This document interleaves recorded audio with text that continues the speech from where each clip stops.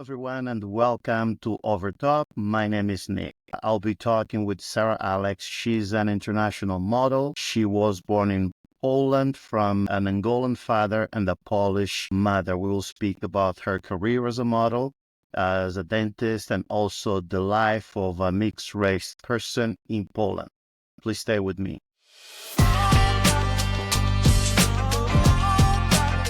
Hi, I'm so happy to be here. Thank you very much. And thank you for having me here. No It's a pleasure. problem. Absolutely. I've been looking forward to to this interview. I do know, Sarah, that a couple of years ago you had a chance to visit your second country, the country of your father, Angola in Africa. Tell me how Yeah. exciting that was to meet your family that you never met before in person. Okay. So yeah, it happened 3 years ago. Me and my younger brother, Kuba, decided that we want to see our other half because, as you mentioned, we were born and raised in Poland.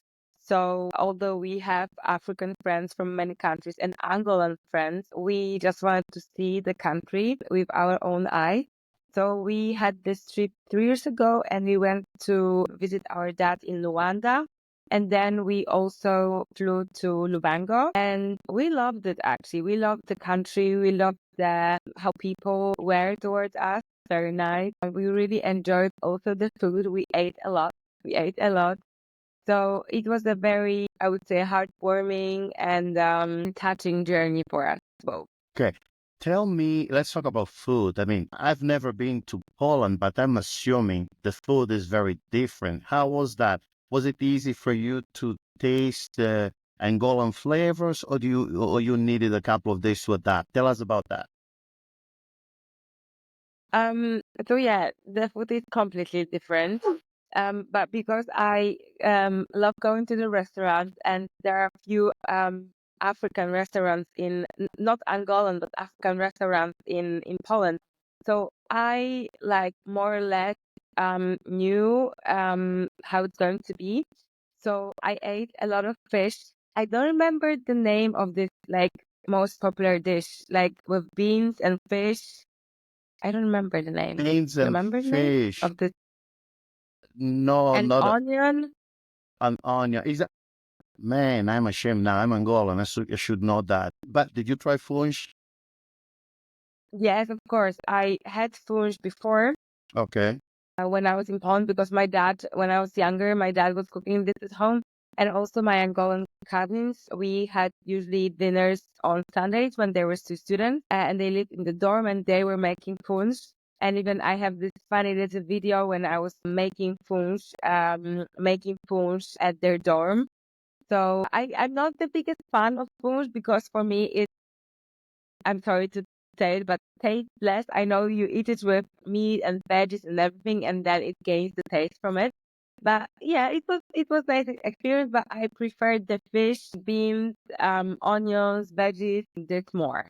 So yeah, I ate a lot of fishes. So fish wasn't my favorite. It wasn't my favorite. I know that you're supposed to eat it with like meat and vegetables and sauces, and then it tastes better but I'm not the biggest fan. So I ate it because when we were visiting our family, everyone cooked it for us, like prepared the food. So I didn't want to say no.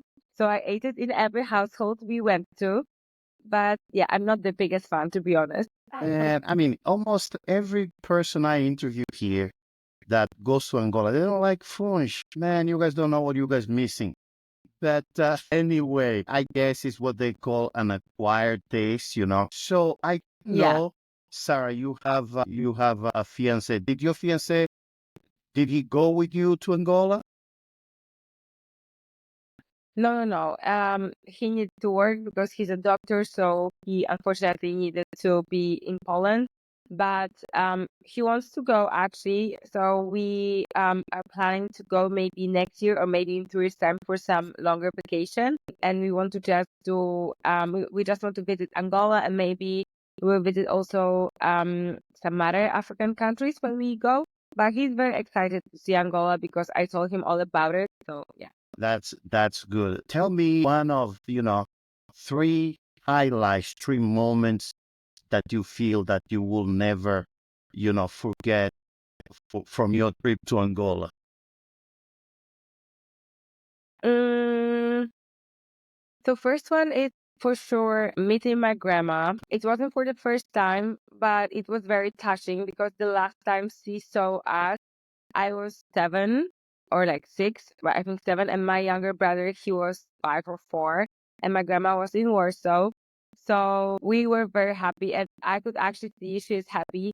And although unfortunately I don't speak Portuguese, but she was telling everyone that she told, and she said, "Okay, now I can die because my grandchildren came to visit." Wow, that's Of course, sweet. I don't want her to. Yeah, but it was very sweet, and it was very touching moment for us. So for sure this is the one. And then the other one was when we went to Lubango, and I don't remember the name of this. You know this road in the rock? You know Yes. this like Uh, yeah. exactly. So when we went there with our uncle and our auntie, they took us for a trip there. So we loved this, and we had so many pictures. It was so beautiful. So we really admired this, and I think it should be like a highlight when it comes to Angolan architecture. Even though the architect who constructed this, she was Cuban, I think, but still it's amazing.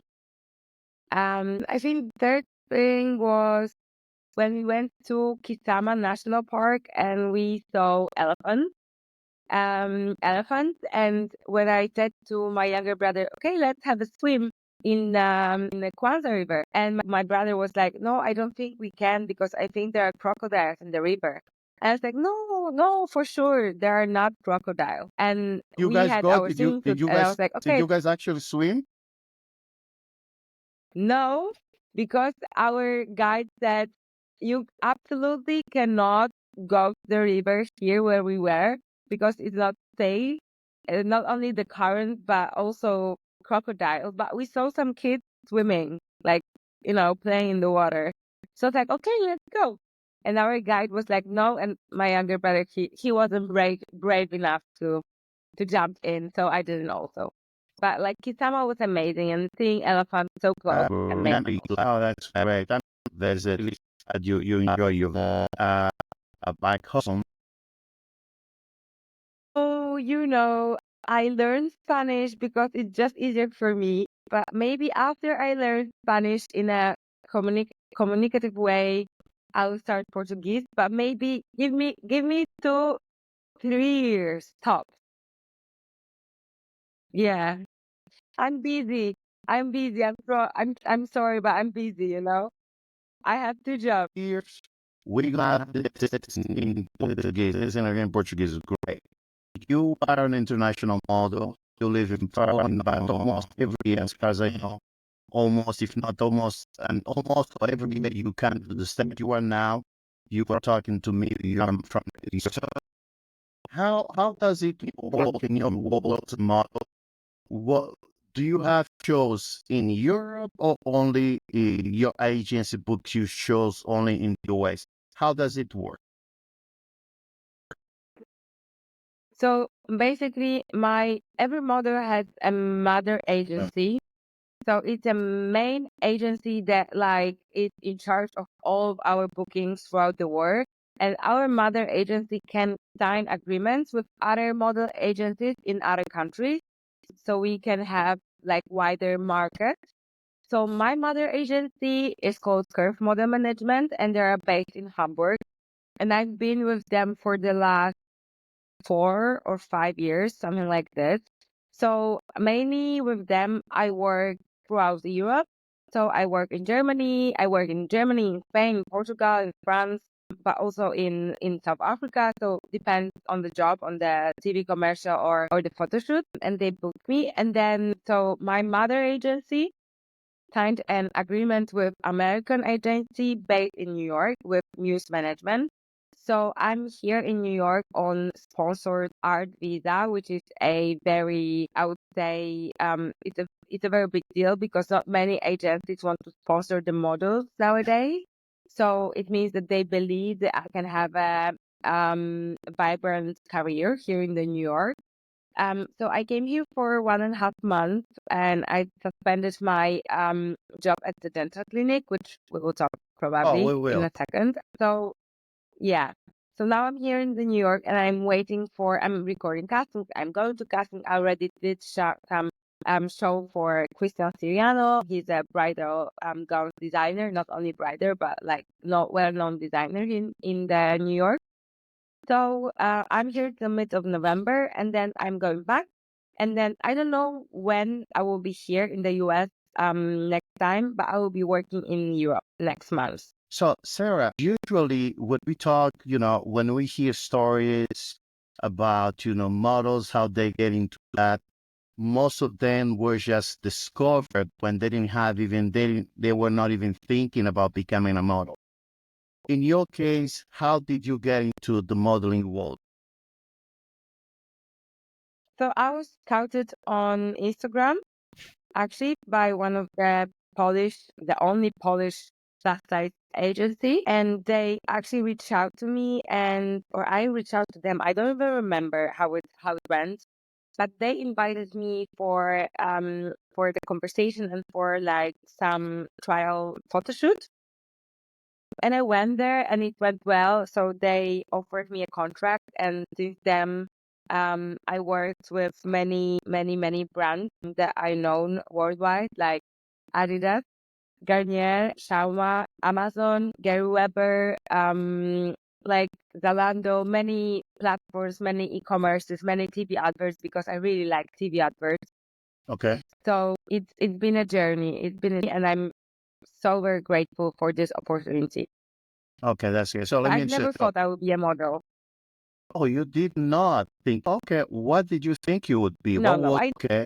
So before they found you, what were your plans for the future as a profession? What were you thinking about?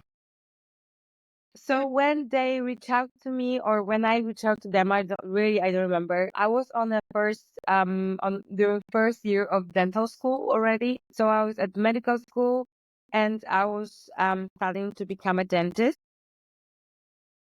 So I didn't know how exactly I will combine being a full-time student with such a challenging major as dentistry and very time-consuming, and like with also being a model. So at first I was doing like these little jobs in Poland. I remember for like first job I earned, I think, $100 or something for the whole day.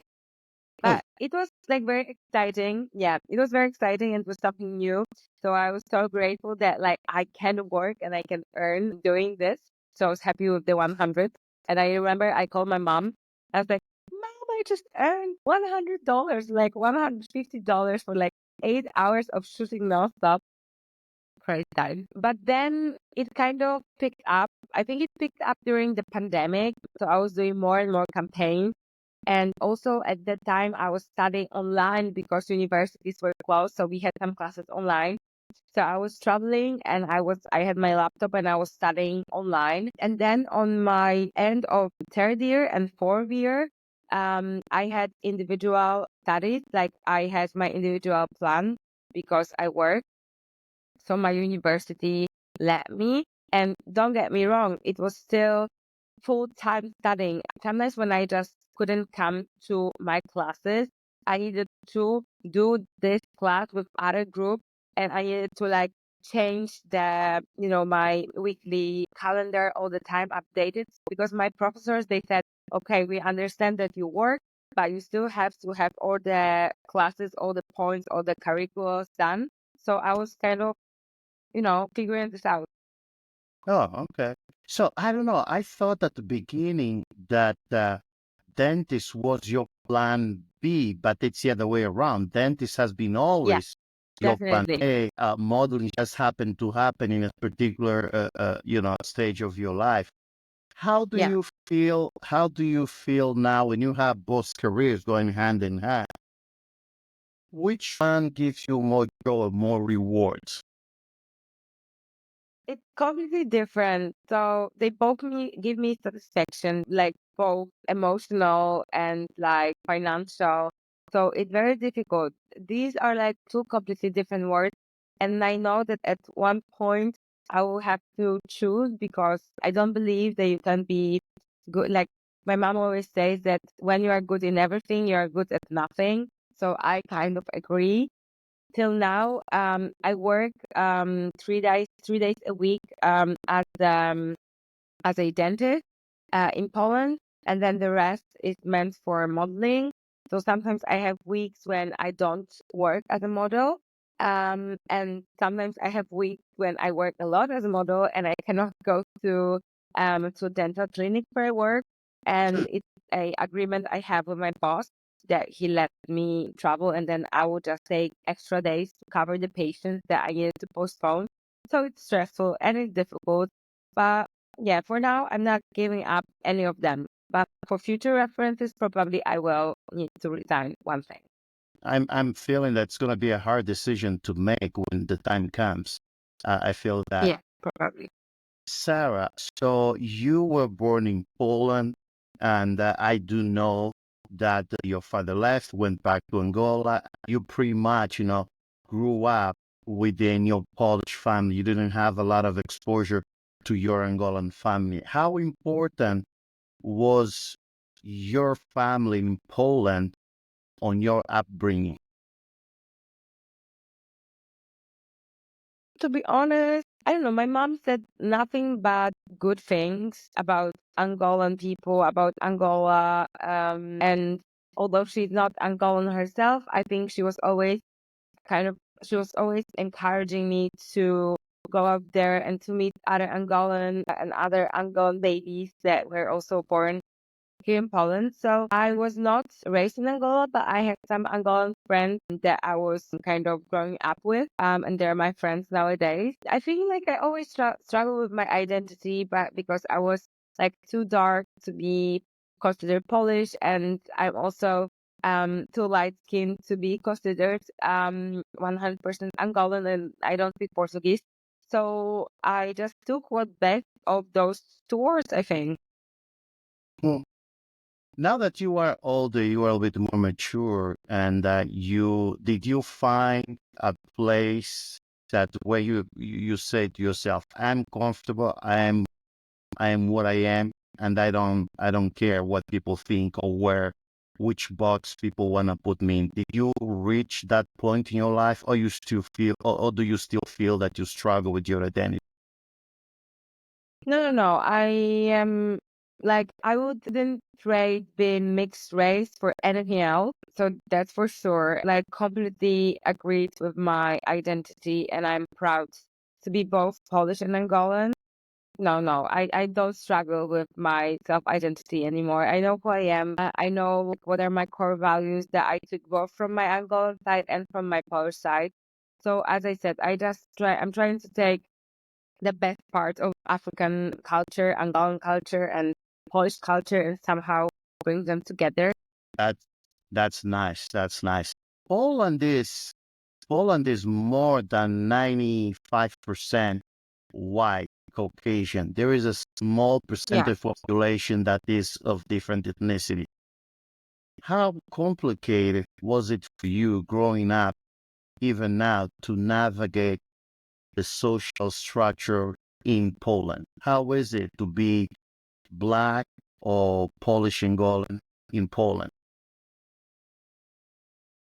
So for sure it was challenging because I think when we grow up, we always need someone to look up to. So I had some friends who were mixed race, but we didn't have like many adults that are mixed race, not even black, but mixed race. So we know how they ended up, like, how it's adult life for them. So I'm sure I was like the only mixed race girl in my class when I was in when I was in primary school, and then when I went to high school, I was also maybe one of two mixed race kids in at school. So for sure, it always raises common question about everything, my upbringing, about my dad, about why am I black, about my hair, about everything. And it was difficult because I was born and raised in Poland, so I had the same kind of memories and the same stories to tell as other white kids. The only thing that actually was different is that my dad is black. and he's Angolan. But some people, or my even fiance, he laughs that I'm like a Oreo or like a coconut, but not in the wrong way. But like I was born and raised in Poland, so I have this strong Polish mentality, but I don't look like Polish. So people never assume that I'm Polish. So I need to explain that I am Polish, that I was born in Poland, and I'm like I'm Polish many, many times during the day. And sometimes I don't want to do it anymore because I'm like tired. So I let my fiance explain it. Like he knows like what to say. So I just let him do the job. But of course we had some racial problems because there were many people, especially in the 90s, who wouldn't accept dark skinned people, or like they didn't want to accept us as Polish people. And there still are people like this in Poland. So I think it's all about education. And also, to be honest, we don't know how many Black people there is in Poland because Start. there was Statistics. never statistic conducted about it. So when people say like don't talk about problems that are not problematic in Poland because there are not many Black people, to be honest, we don't know how many there are Black people and mixed race people. Okay. It's interesting what you just said a little bit ago. You said that I have the same experience as any Polish because I was raised by a Polish family. Your mother is white, she's Polish, but it's funny, people still think just because you have a darker skin, your experience was totally different, even growing up as a Polish child, right? Isn't that interesting? Yeah, it's very interesting. And, answering the question, where am I from? And then when I said, like, my little city from when I was born, and they were like, but no, where are you really from? And then I said, yeah, but really, I am from Poland, this little city called Torun.